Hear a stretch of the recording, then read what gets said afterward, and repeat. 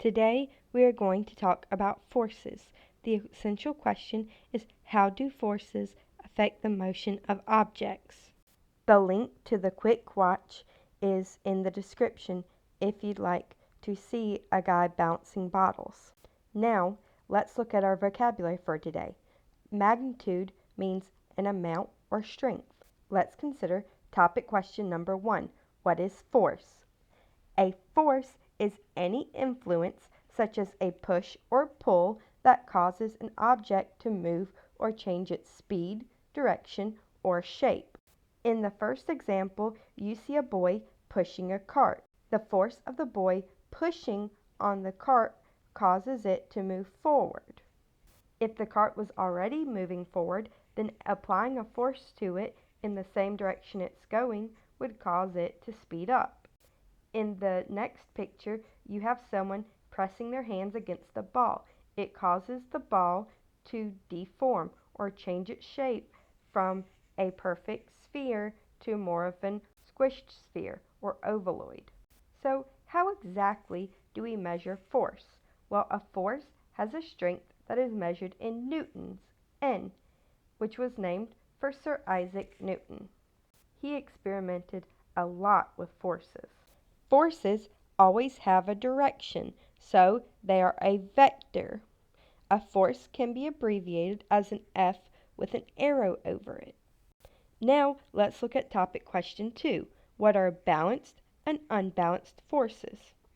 Balanced forces are equal in size or magnitude and opposite in direction, so the net force is 0. They do not cause a change in motion. For example, gravity pulls you down towards the center of the earth with the same force that the floor pushes you up. That's why Tweedledee and Tweedledum do not move off the ground in Alice in Wonderland. Unbalanced forces are not equal in size and or are not opposite in direction, so the net force does not equal 0. These are the forces that do cause a change in motion. In the picture below, the dog's pulling force is stronger than the force of friction, so the shoe is dragged backwards. Balanced and unbalanced forces are basically a giant game of tug-of-war. So, if you have two teams that are pulling in opposite directions with the same strength, the rope's not going to move.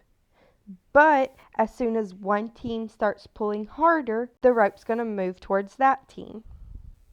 Now, let's look at topic question 3. What is the net force?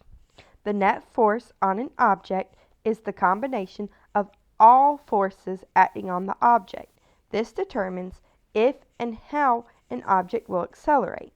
So if the forces are working in opposite directions are not equal, the net force will have a magnitude equal to the difference in newtons between the two forces, and a direction that is the same as that of a stronger force.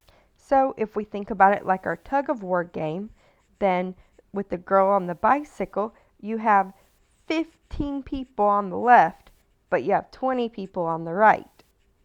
So the 15 people on the left and right kind of cancel each other out. And what you're left with is an extra 5 people on the right. The bicycle is pulled to the right. Now let's look at the do. The boy is pushing the chest with a force of 200 newtons. The girl is pulling with a force of 150 newtons. Draw the force arrows and calculate the net force on the chest. Well, if he's pushing, then the force is going to be applied the same way he's going. And if she's pulling, then it's going to be pulled towards her. So those two forces are in the same direction. So what you have is like 200 pushing to the left, and then you have another 150 pushing to the left. So that would be a total of 350 to the left. They add together because they're in the same direction. This should sound pretty familiar, considering when we were doing integers on the number line in 7th grade, we had to do the same thing. If the two numbers were going in the same direction, they were either both positive or both negative, we added them together. If the two numbers had different signs, they were going in different directions, we had to subtract and keep the sign or direction of the larger value. Now, let's look at topic question number 4. What are some types of contact forces? Well, one contact force is friction, which we saw in the girl's bicycle example. Friction is caused by the contact of surfaces. It slows down or opposes motion, and it turns motion into heat. So there are 4 different types of friction. First is rolling friction, which is usually pretty small, and it's just from a tiny bit of surface contact. Then there's static friction. It keeps you standing in place. Basically, static friction makes you stay where you are if you're already stopped. Fluid friction is the motion of liquid or gas particles against a surface. It's things like air resistance.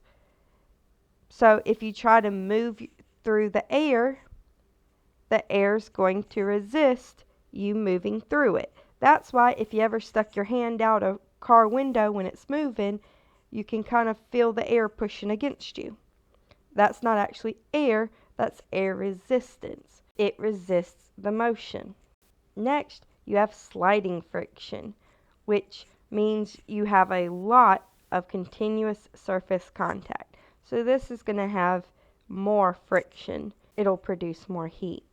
So next, let's look at buoyancy, which is the upward force of fluid against an object. It's what causes objects to float. So if you ever laid back in a pool and just floated on the surface, you're able to do that because of buoyancy. Gravity is pulling you towards the earth, but the force of water pushing up on you is resisting that downward pull. Next, we're going to look at tension, which is a strain force due to pulling. Things like ropes, bridges, and pulleys all experience tension. Tension basically makes things tight, and if you experience too much tension, you can snap. Let's look at what are some types of non-contact forces. The first type is gravitational, an attraction force that is exerted between all matter in the universe. The magnitude or strength of the force is affected by 2 things: mass and distance.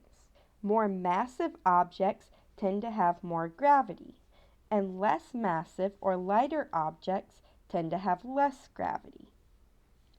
Then you have to consider distance.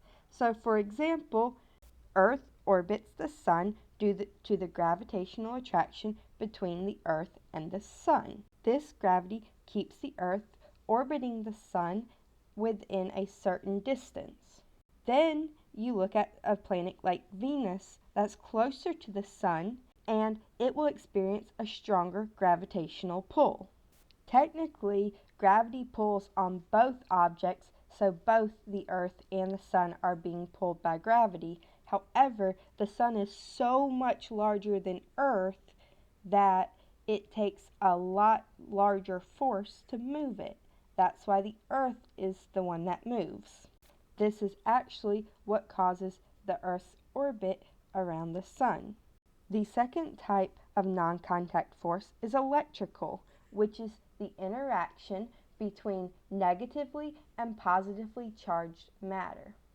So electric forces are what causes you to sometimes shock other people when you touch them after shuffling around on carpet for a while. Magnetic forces are based on the north and south poles of a magnetic material, creating a magnetic force field. The Earth actually acts as a giant magnet. That's why we have a north pole and a south pole. And if you ever used a compass, the reason why a compass works is that it points towards the magnetic north. So if you put a magnet near a compass, it will point towards the magnet instead of pointing towards the north pole of the Earth. A lot of animals use this magnetic force of the Earth to guide them whenever they migrate. Now, please do the sum it up questions on your own.